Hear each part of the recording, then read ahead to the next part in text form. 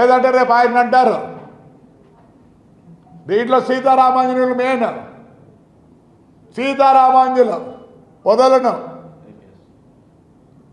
వాడు పేరుని నాని